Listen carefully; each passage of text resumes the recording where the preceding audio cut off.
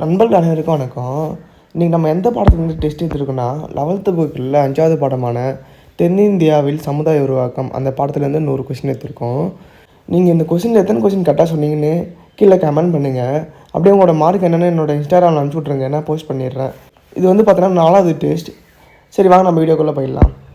அசோகருடைய கல்வெட்டுகளில் மூவேந்தர்களை பற்றிய குறிப்புகள் எந்த நூற்றாண்டை சார்ந்தவை? புதாண்டு 3ஆம் நூற்றாண்டு, கிமு 3ஆம் நூற்றாண்டுன்னு சொல்லுவாங்க. சரிங்களா? தக்கான பகுதியில் ஒரு வலுவான அரசை நிறுவியவர் யாருன்னா சாதவாகனர்கள். புத்தரின் அஸ்தி வைக்கப்பட்டுள்ள அரைக்கோள வடிவ கட்டமைப்பு ஸ்தூபிகள். இட்டுத்தொகை மற்றும் 10 பாட்டு ஆகியவற்றை உள்ளடக்கிய இலக்கிய தொகுப்பு 17 மேல் கணக்கு. ரோமானிய வரைபடமான பியூட்டன்ஜெரியன் அட்டவணை எதை காட்டுகிறது? ரோமானிய பேரரசின் சாலைகள். சங்க காலத்தின் காலப்பகுதி பொதுவாக என கருதப்படுகிறது. கிமு 3ஆம் நூற்றாண்டு முதல் கிபி 3ஆம் நூற்றாண்டு வரை. கீழ்கண்டவற்றுள் 17 கீழ்கணக்கு நூல்களில் ஒன்று திருக்குறள். இயற்கை வரலாறு என்ற நூலை எழுதியவர் மூத்த பிளினி. அரிக்கமேடு, கொடுமணல் போன்ற இடங்களில் மேற்கொள்ளப்பட்ட அகழ்வாய்வுகள் எதற்கு சான்றாக அமைகின்றன? பண்டைக்கால தொழில்கள் மற்றும் வணிகம். சங்ககால சமூக அமைப்பு குறித்த செய்திகளை தரும் மிக பழமையான தமிழ் இலக்கண நூல் தொல்காப்பியம். இலக்கண நூல்னாவே தொல்காப்பியம் தான். சரிங்களா? சாதவாகனர்களின் காலத்தில் மகாராஷ்டிரா பகுதியில் பிராகிருத மொழி வளர்ச்சிக்கு காரணமாக இருந்த நூல் காகசப்தசதி. சரிங்களா? ஹாலா என்ற மன்னர் எழுதிய காகசப்தசதி. சரிங்களா? கரிகால் சோழன் எங்கு நடைபெற்ற போரில் சேரர் மற்றும் பாண்டியர்களை தோற்கடித்தார்? வெண்ணி. கரிகால் சோழனால் காவிரி ஆற்றின் குறுக்கே கட்டப்பட்ட அணை கல்லணை. சங்க காலத்தில் புகார் என்ற துறைமுக நகரம் எந்த அரச வம்சத்தின் தலைநகரமாகவும் விளங்கியது? சோழர்கள். சங்ககால பாடல்களில் குறிப்பிடப்படும் கடையெழு வள்ளல்கள் எதை சார்ந்தவர்கள்? குறுநில மன்னர்கள். பட்டினப்பாலை என்ற நூல் யாருடைய ஆட்சி காலத்தை பற்றி விரிவாக கூறுகிறது? பட்டினப்பாலைனாவே கரிகால் சோழன் தான். சரிங்களா?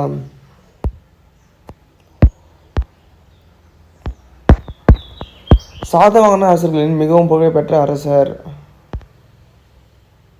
கௌதமபுத்திர சதர்கனி. இந்த சாதவாகன அரசை தோற்றுவித்தார் யாருன்னா சிமுகா. சரிங்களா? மந்திராதீங்க, இது முக்கியமானது தான். சங்ககால சேர மன்னர்களின் அடையாள சின்னம் எங்க இருக்கு? வில்லம்பு. சங்க இலக்கியங்களில் 10 எந்த அரச அம்சத்தை பற்றி குறிப்பிடும்? 10 சேரர்கள் தான். 10 சேரர்களை பற்றி குறிப்பிடும். இது எல்லாருக்கும் தெரியும். சாதவாகனர்கள் தங்களின் நாணயங்களை எதனால் தயாரித்தனர்? இது வேணால் எதிர்பார்க்கலாங்க. ஈயம். சங்ககால சோழர்களின் தலைநகரம் உறையூர். சோழர்களின் சின்னம் எது? புலி. கரிகாலன் என்பதன் பொருள் பேரிலிருக்கு கரிகிரிய காளையை உடையவன். சேரர்களின் தலைநகரம் எது? வஞ்சி. சேரர்களின் மாலை பனம்பூ மாலை. சோழர்களின் மாலை அத்திப்பூ. சிலப்பதிகாரத்தின் நாயகியான கண்ணகிக்கு சிலையெடுத்த சேர மன்னன் சேரன் செங்குட்டுவன். சேரரசர்களின் பெயரை குறிப்பிடும் புகழ்பெற்ற கல்வெட்டு. இதெல்லாம் முக்கியமானதுங்க, கண்டிப்பாக வரும். புகழூர் கல்வெட்டு. சோழர்களின் முக்கிய துறைமுகமாக விளங்கியது? புகார்லாம் காவிரி பூம்பட்டினம். அப்படியே பார்த்துங்க. முசிறி வந்து பார்த்தோன்னா சேரர்களுடையது, கொற்கை வந்து பார்த்தோன்னா பாண்டியர்களுடையது. சரிங்களா? இமயமலையில் வில் சின்னத்தை பொறித்த சேர மன்னன் யார்? இதெல்லாம் கேட்கலாம், கூற்றுக்காரத்தில் வரலாம். பார்த்துக்கோங்க. இமயவர்மன் நெடுஞ்செழியன். பாண்டியர்களின் சின்னம் எது? பாண்டியர்கள்லாம் மீன் எல்லாருக்கும் தெரியும். சரி, பாண்டியர்களின் மாலை வேப்பம்பூ மாலை. மாங்குளம் தமிழ் பிராமி கல்வெட்டு எந்த பாண்டிய அரசனை பற்றி குறிப்பிடுகிறது? இந்த கல்வெட்டுலாம் நம்ம முக்கியமானதுங்க. சரிங்களா? பாண்டிய நெடுஞ்செழியன். சங்ககால பாண்டியர்களின் தலைநகரம் மற்றும் துறைமுகம் மதுரையும் கொர்க்கையும். சரிங்களா? சங்க இலக்கியத்தில் நிலங்களை எத்தனை வகைகளாக பிரிக்கப்பட்டுள்ளன? 5. அன்பின் 5னே சொல்லுவாங்க. நண்பா, இந்த வீடியோ நீங்கள் இன்னும் சப்ஸ்கிரைப் பண்ணாமல் பார்த்துருந்தா மறக்காமல் சப்ஸ்கிரைப் பண்ணிவிடுங்க. முக்கியமாக லைக் பண்ணிவிடுங்க நண்பா. லைக் பண்ணால் தான் நிறைய பேருக்கு வீடியோ காமிக்கும். சரிங்களா? மணலும் மணல் சார்ந்த இடமும் எவ்வாறு அழைக்கப்படுகிறது? பாலை. வயலும் வயல் சார்ந்த நிலப்பகுதியும் எவ்வாறு அழைக்கப்படுகிறது? மருதம். நெய்தல் நிலத்தின் முக்கிய தொழில் மீன்பிடித்தல் மற்றும் உப்பு உற்பத்தி. உப்பு எத்தனை போய் வெளியூருக்கு விற்கிறவங்கலாம் சொல்லுவாங்கன்னா உம்மனர்னு சொல்லுவாங்க. சரிங்களா? உப்பு வெளியில் விற்கிறவங்க உம்மனர். பார்த்துக்கோங்க. அதையும். முல்லை நிலத்தின் தெய்வம். முல்லைன்னா திருமால், மாயோன்னா விஷ்ணு. சரிங்க. பல வேலுகளை நடத்தியதை கொண்டாடும் விதமாக நாணயங்களை வெளியிட்ட பாண்டிய அரசன். சரிங்களா? முதுகுடுமி பெருவெய்தி. போன வீடியோவே பார்த்தா இதுவும் முக்கியமானது தான். சங்க காலத்தில் வேந்தர் என்று அழைக்கப்பட்டவர்கள் யார்? சேர சோழ பாண்டியர்கள் மூவேந்தர்னு சொல்லுவாங்க. சரிங்களா? சங்க கால அரசியல் முறையில் கியார் என்பவர் யார்? ஒரு கிராமம் அல்லது சிறிய பகுதியின் தலைவன். சங்க காலத்தில் ஆய் என்ற சொல் எதை குறிக்கிறது? ஆழினா ஆய்நிலை மேய்ப்பவர்கள். சரிங்களா? மாட மேய்ப்பவங்க தான் ஆழி அப்படின்னு சொல்லுவாங்க. சரிங்களா? வேளிர் வம்சத்தைச் சேர்ந்த புகழ்பெற்ற கடையெழு வள்ளல்கள் யார்? எல்லாருமே தான் இவங்க. சரிங்களா? இவங்க எல்லாருமே வேளிர் வம்சம்தான். சங்ககால தலைவர்களிடையே அடிக்கடி மோதல்கள் ஏற்பட முதன்மையான காரணம் ஆணிரை கவர்தல் மற்றும் நிலப்பகுதியை கைப்பற்றுதல். சங்ககால அரசியல் முறை ஒரு வளம் சார்ந்த தலைமை முறை என ஏன் கூறப்படுகிறது? வீரர்கள் மற்றும் புலவருக்கு பரிசினை வாரி வழங்கினர். சங்ககால தலைவர்கள் தங்களின் வீரத்தை நிலைநாட்ட எதனை பயன்படுத்தினர்? நடுகற்கள் மற்றும் புலவர்களின் பாடல்கள். இரும்பொறை என்பது எந்த அரச வம்சத்தோடு தொடர்புடைய பட்டம்? சேரர்கள். சங்க காலத்தில் ஒரு அரசன் அல்லது தலைவனின் அதிகார மையமாக திகழ்ந்தது எது? அவை. சங்ககால தலைவர்கள் யாருக்கு பெரும் அளவில் கொடைகளை வழங்கியதாக இலக்கியம் கூறப்படுகின்றன? புலவர்கள், பாணர் மற்றும் கூத்தர்கள். பாணர்கள்னால் யாரும் டான்ஸ் ஆடுறாங்க. சரிங்களா? கீழடி அகழ்வாய்வு தளம் எந்த மாவட்டத்தில் அமைந்துள்ளது? கீழடினா சிவகங்கை. இதுக்கப்புறம் 50 கொஷின் பார்த்திங்கன்னா இந்த அகழ்வாய்வு பற்றி தான் இருக்கும். சரிங்களா? ஏன்னா அகழ்வாய்வுலேருந்து தான் கொஷின் நிறையா எடுத்திருக்காங்க. ஸோ அதிலேருந்து நம்ம நிறையா ஒரு 50 கொஷின் எடுத்துருக்கோம். முழுசாக பார்த்துக்கலாம். சரிங்களா? கீழடி பொருட்களின் காலத்தை உறுதிப்படுத்த அவை எந்த ஆய்விற்கு அனுப்பப்பட்டன? பீட்டா அனலிட்டிக் சோதனை ஆய்வகம். சரிங்களா? ஆக்ஸ்போர்டில் இருக்குது. சரிங்களா? கார்பன் கணிப்பு சோதனையின்படி கீழடி பொருட்களின் காலம் என்னவென்று கணிக்கப்படுகிறது? போஆமு 580. கீழடி அகழ்வாய்வில் கண்டறியப்பட்ட செங்கற்களின் விகிதாச்சாரம் 1:4:6. கூற்றில் கேட்கலாம் இதை. கீழடியில் கண்டெடுக்கப்பட்ட பானை ஓடுகளில் எந்த மொழி எழுத்துக்கள் பொறிக்கப்பட்டுள்ளன? தமிழ் பிராமி. கீழடி அகழ்வாய்வில் எவ்வகையான கட்டுமான தொழில்நுட்பம் பயன்படுத்தப்பட்டதற்கான சான்றுகள் உள்ளன? செங்கல் கட்டுமானங்கள் மற்றும் வடிகால் அமைப்பு. கீழடியில் கண்டெடுக்கப்பட்ட விலங்குகளின் எலும்பு துண்டுகள் மூலம் அங்கு வாழ்ந்த மக்கள் எவ்வகை விலங்குகளை வளர்த்ததாக தெரிகிறது? திமிழுள்ள காளை, பசு மற்றும் ஆடு. கீழடியில் நெசவு தொழில் செய்திருந்தது என்பதற்கான சான்றாக கண்டறியப்பட்டவை எவை? தக்கலிகள். கீழடியில் கண்டெடுக்கப்பட்ட மணிகள் எதனால் செய்யப்பட்டிருந்தன? படிகம், கார்னிலியன், சூது பவளம், அர்கேட். கீழடி அகழ்வாய்வு தளம் எந்த ஆற்றின் கரையில் அமைந்துள்ளது? இது முக்கியமானதுங்க, கண்டிப்பாக இது எதிர்பார்க்கலாங்க. வைகை. கீழடியில் கண்டறியப்பட்ட ரோமானிய பானை ஓடுகள் எதை உறுதிப்படுத்துகின்றன? அதாவது ரோமானிய கடல் கடந்த வணிக தொடர்பு. சரிங்களா? கீழடியில் 180க்கும் மேற்பட்ட தக்கலிகள் கண்டெடுக்கப்பட்டதன் மூலம் அங்கு எந்த தொழில் முதன்மையாக இருந்தது என தெரிகிறது? நூல் நூற்றல் மற்றும் நெசவு தொழில். கீழடியில் கண்டெடுக்கப்பட்ட செம்மணி கற்கள் பொதுவாக இந்தியாவின் எந்த பகுதியில் கிடைக்கின்றன? எம்பியும் குஜராத்தும். சரிங்களா? கீழடி அகழ்வாய்வு முடிவுகள் சங்க காலத்தின் காலப்பகுதி எந்த நூற்றாண்டு வரை பின்னோக்கி கொண்டு செல்கின்றன? 6ஆம் நூற்றாண்டு வரை பின்னோக்கி செல்கிறது. கீழடியில் கண்டெடுக்கப்பட்ட பொருட்கள் எதனை வெளிப்படுத்துகின்றன? மேம்பட்ட நகர நாகரிகம். 10 நூலில் இடம்பெற்றுள்ள கொடுமணம் என்னும் ஊர் தற்போதைய எந்த ஊராக கருதப்படுகிறது? கொடுமணல். கொடுமணல் அகழ்வாய்வு தளம் எந்த மாவட்டத்தில் அமைந்துள்ளது? ஈரோடு. கொடுமணலில் கண்டெடுக்கப்பட்ட 4000க்கும் மேற்பட்ட மணிகள் எதனால் செய்யப்பட்டவை? இதுக்கான ஆன்சர் நீங்கள் கமெண்டில் சொல்ல. கொடுமணலில் எவ்வகை தொழில் மிகச் சிறப்பாக நடைபெற்றதற்கான சான்றுகள் கிடைத்துள்ளன? இரும்பு உருக்கு ஆலைகள் மற்றும் நெசவு தொழில். கொடுமணல் அகழ்வாய்வில் கண்டெடுக்கப்பட்ட பானை ஓடுகளில் எவ்வகை மொழிக்குறிப்புகள் உள்ளன? இதுலேயும் தமிழ் பிராமி தான் இருக்குது. சரிங்களா? கொடுமணலில் கண்டெடுக்கப்பட்ட ரோமானிய பொருட்கள் எதை உணர்த்துகின்றன? ரோமானியர்களுடனான வணிக தொடர்பு.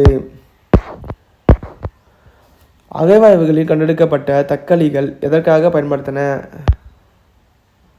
நூல் நூற்பதற்காக. கொடுமணல் அகழ்வாய்வில் கண்டெடுக்கப்பட்ட சுடுமண் உருவங்கள் எதனை சித்தரிக்கின்றன? மனித உருவங்கள் மற்றும் விலங்குகள். கொடுமணல் அகழ்வாய்வு தளம் எந்த ஆற்றின் கரையில் அமைந்துள்ளது? நொய்யல். கண்டிப்பாக இதெல்லாம் கண்டிப்பாக கேட்பாங்க. எப்படி கேட்பாங்கன்னா, இந்த பக்கம் பார்த்தோன்னா அகழ்வாய்வு தளம் கொடுத்துட்டு இந்த பக்கம் எந்த ஆறுன்னு கேட்டு பொறுத்துக்களை கேட்பாங்க. சரிங்களா?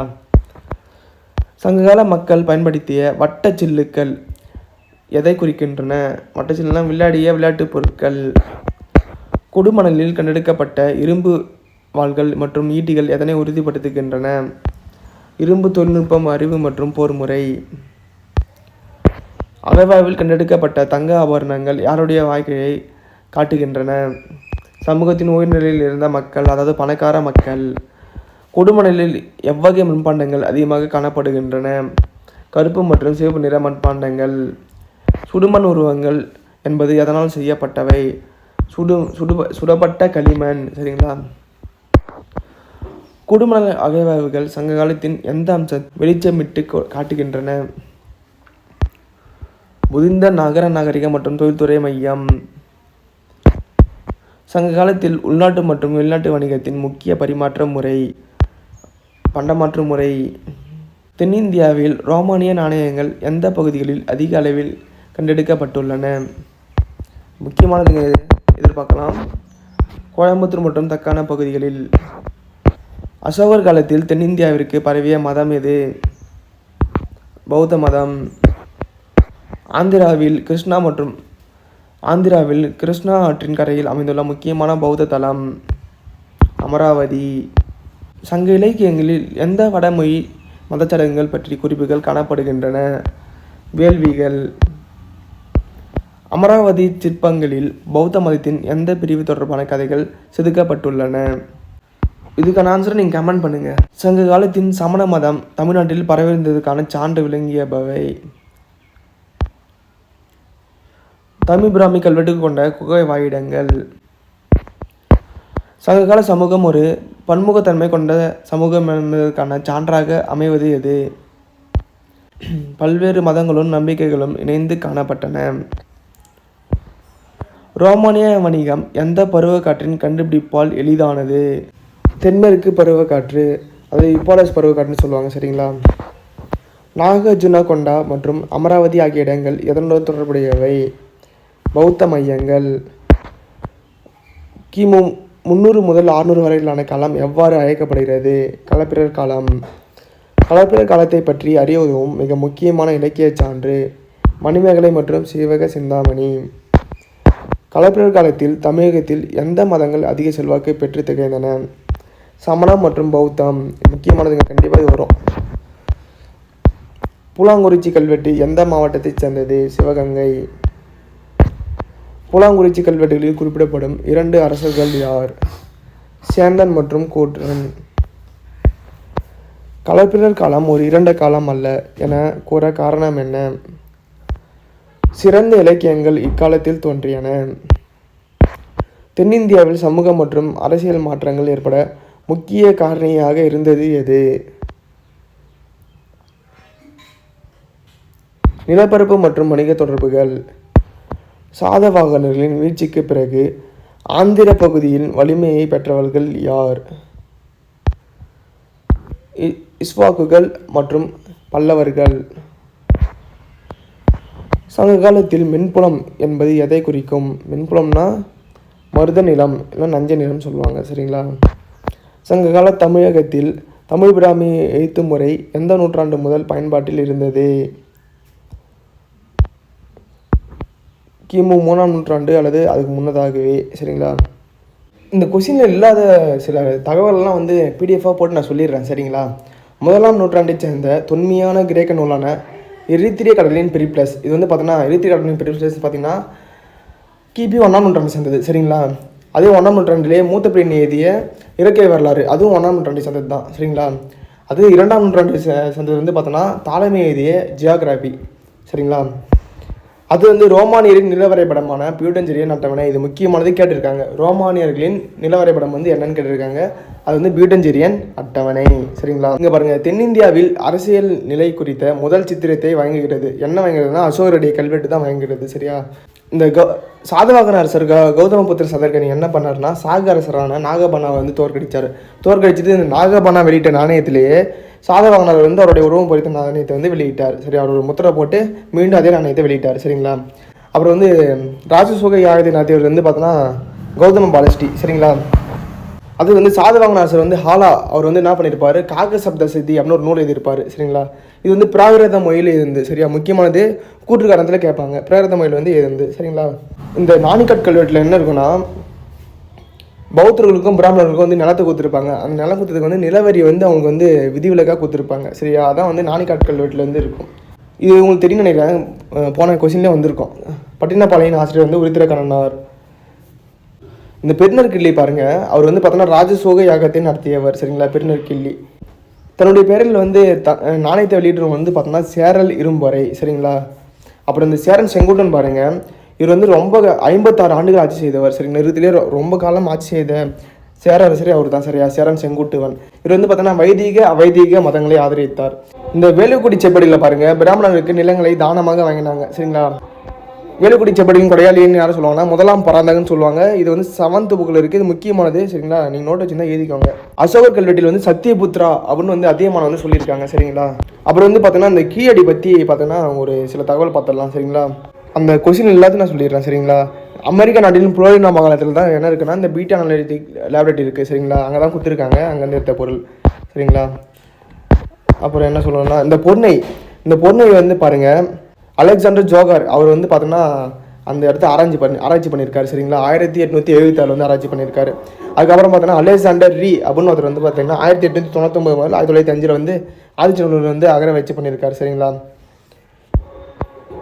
அப்புறம் இந்த சிவகலை என்ற ஊரில் வந்து 2019 நடத்தப்பட்ட அகழ்வாய்வில் ஒரு தாயில் கிடைக்கப்பட்ட உமி நீங்கிய நெல்மணிகள் அமெரிக்காவின் மியாமி நகரில் உள்ள பீட்டா ஆய்வகத்தில் கரிம பகுப்பாய்வுக்கு உட்படுத்தப்பட்ட போது இதனது காலம் பொது ஆண்டிற்கு முந்தைய காலம், அதாவது கிமு 1155 சேர்ந்ததுன்னு சொல்கிறாங்க, சரியா? இது முக்கியமானது ப்ரீவியஸ் இயர் கொஸ்டின், சரிங்களா?